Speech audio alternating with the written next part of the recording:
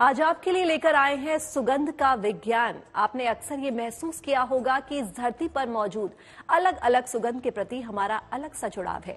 किसी को गुलाब की सुगंध आकर्षित करती है तो किसी को चंदन की सुगंध। देवी देवताओं को भी अलग अलग तरह की सुगंध के फूल चढ़ाए जाते हैं। ऐसा धर्म में लिखा गया है, क्योंकि सुगंध की हर एक खुशबू का है एक अलग महत्व। हर सुगंध का हमसे एक खास जुड़ाव होता है और ज्योतिष का विज्ञान तो यहाँ तक कहता है कि ये सुगंध ही इंसान की प्रगति की सूचक होती हैं। तो चलिए जानते हैं सुगंध से जुड़े खास बात।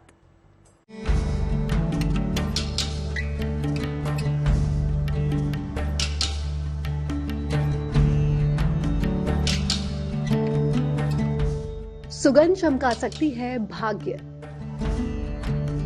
महक से दूर होगा जीवन का दुर्भाग्य, खुशबू से बढ़ेगी एकाग्रता और ध्यान,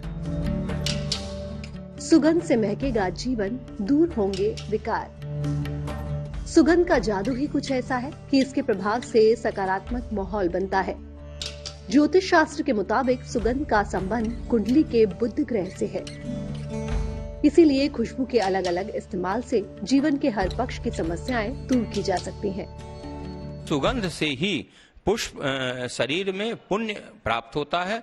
जो सुगंध सूक्ष्म शरीर होता है उसमें जो कोशिकाएं होती हैं वह सुगंध से ही प्राप्त होती हैं और उसमें जाती हैं। सुगंध में जड़, प्राण, मन, विज्ञान और आनंद, यह सब सुगंध से ही प्राप्त होता है। प्राण और मनोमय कोश, पुण्य, ये उसमें सुगंध से ही प्राप्त होता है। इसलिए जिस व्यक्ति के जीवन में सुगंध नहीं है उसके जीवन में शांति नहीं है। अतः सुख और शांति और समृद्धि प्राप्ति सुगंध के द्वारा ही होती है। इसलिए सुगंध का जीवन में बहुत अधिक महत्व है। ज्योतिष के जानकारों का मानना है कि इसके प्रयोग से ग्रहों को भी मजबूती मिलती है और देवताओं का आशीर्वाद प्राप्त होता है। सुगंध का महत्व। इंसान का जीवन मन से प्रभावित होता है। मन मुख्य रूप से शरीर के चक्रों से प्रभावित होता है। मन के कुल 7 चक्र हैं। दुनिया में 3 चीजें ऐसी हैं जो चक्रों पर सीधा असर डालती हैं: रंग, सुगंध और शब्द यानी मंत्र। मन की अवस्था के अनुसार सुगंध का प्रयोग किया जाए तो मन की जटिलताएं दूर होती हैं। सुगंध के सही प्रयोग से एकाग्रता बढ़ाई जा सकती है। स्नायु तंत्र और अवसाद जैसी बीमारियां दूर की जा सकती हैं। सुगंध हमारे काम करने और विचार की क्षमता पर असर डालता है। इसीलिए पूजा और उपासना के दौरान इसका व्यापक प्रयोग होता है।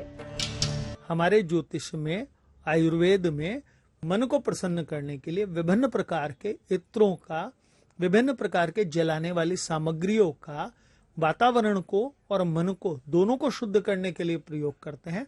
इसमें सुगंध का सदैव ही प्रयोग हो जाता है। देखिए, सुगंध चूंकि सूंघने वाली है और नाक और वायु से होता है, तो चंद्रमा और बुध का इसमें, और तीसरा अच्छी जो गंध है सुगंध, उसी को कहते हैं शुक्र। 3 ग्रहों के ऊपर ये काम करती है हमारे। मानव जीवन में सुगंध की अहमियत का अंदाजा उसी बात से लगाया जा सकता है कि हर धर्म और हर जाति के लोग सुगंध की जरूरत महसूस करते हैं। ज्योतिष के जानकारों का मानना है कि सुगंध के प्रयोग में कुछ नियम और सावधानियों को भी ध्यान में रखना बेहद जरूरी होता है। सुगंध, परंपरागत सुगंध जो होते हैं वह तो बहुत ही अच्छे हैं। जितने सुगंधित द्रव्य होते हैं, सुगंधित इत्र होते हैं, ये तो आप उसका इस्तेमाल करें। लेकिन कुछ ऐसे सुगंध होते हैं जो रासायनिक होते हैं, जो हमारे शरीर में, हमारे मस्तिष्क में और हमारे पूरे वातावरण को नुकसान देते हैं। तो हम मनुष्य को सुगंध में जो हमारे मन को, मस्तिष्क को, दिमाग को ठीक रखे, उसमें आनंदित करे, एकाग्रता लाए और वातावरण को ठीक करे, वो तो सुगंध हम लोग को ग्रहण करना चाहिए। और जो रासायनिक सुगंध होते हैं उसको दुर्गंध बोला जाता है। वो सुगंध हम लोग सात्विक में बोलते हैं, लेकिन उसका सही रूप सुगंध नहीं है, वो दुर्गंध ही है। तो उससे हमें बहुत ही सावधानीपूर्वक, मच्छर मारने की जैसे दवा है, ये कीटनाशक दवाएं हैं, ये सात्विक पना में तो ये सुगंध ही बोला जाता है, लेकिन ये होती है दुर्गंध। तो आइए आपको भी बता देते हैं उन सावधानियों के बारे में। सुगंध के प्रयोग की सावधानियां। जहां तक हो सके प्राकृतिक और फूलों की सुगंध का प्रयोग करें। पढ़ने के स्थान, काम करने की जगह और पूजा स्थान पर सुगंध का प्रयोग जरूर करें। सुगंध जितनी हल्की होगी, उसका प्रभाव उतना ही ज्यादा होगा। अगर शरीर पर सुगंध का प्रयोग करना है तो इसे कलाई, गर्दन के पीछे और नाभि पर लगाएं। जल में भी सुगंध डालकर स्नान करने से अद्भुत लाभ हो सकता है। विद्यार्थियों और अविवाहितों को केवल चंदन की सुगंध का प्रयोग करना चाहिए। सुगंध का संबंध मन से है और मन मस्तिष्क से ही पूरा शरीर संचालित होता है। इतना ही नहीं, मन के माध्यम से ही हम ईश्वर से जुड़ पाते हैं। ज्योतिष के जानकारों के मुताबिक आवश्यकता और कार्य के मुताबिक सुगंध का अलग अलग प्रयोग किया जा सकता है। ये खुशबू कुछ खास है। कार्य के पहले ही धूप बत्ती या सुगंध का प्रयोग कर लें। जब धुआं समाप्त हो जाए तब पूजा या कार्य आरंभ करें। इन स्थानों पर चंदन, गूगल की सुगंध लाभकारी होती है। सुगंध के अंदर ये क्षमता मौजूद होती है। विभिन्न प्रकार की वस्तुओं को प्रयोग करके जब हम हवन करते हैं तो उससे भी सुगंध फैलती है और घर में किसी भी प्रकार की नकारात्मकता होगी वो समाप्त हो जाएगी। नकारात्मकता, दुर्गंध अलग परिचय देती है और घर में अगर सुगंधित वातावरण बना हुआ है तो अपने आप मन को अच्छा लगता है। उसी को तो हम पॉजिटिव एनर्जी या सुगंध का ऐसा प्रभाव देखते हैं कि हमारे ऊपर से जितनी भी नकारात्मकता है वो एक किनारे होके हट जाती है।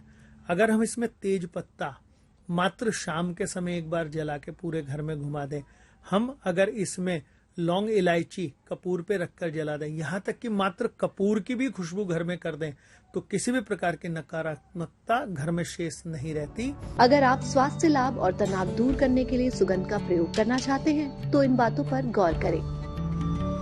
सुगंध और स्वास्थ्य। स्नान के दौरान गुलाब या मोगरे की सुगंध का प्रयोग करें। सोने के पहले नाभि पर भी सुगंध लगाएं। तेज सुगंध का प्रयोग बिल्कुल ना करें। मानसिक समस्याओं के लिए सोने की जगह पर मोगरे की सुगंध का प्रयोग करें। सोने के पहले नाभि पर भी सुगंध लगाएं। हल्की सुगंध के प्रयोग से कुंडली का बुध अनुकूल होता है और लाभ होता है। ईश्वर की उपासना में प्रयोग होने वाली सुगंध सामग्री धूप, दीप, अगरबत्ती, हवन, चंदन, इन सभी वस्तुओं का खास महत्व है और ये पूजा को सफल बनाने के लिए जितना जरूरी है उतना ही हमारे जीवन में सकारात्मक ऊर्जा का संचार भी करती हैं।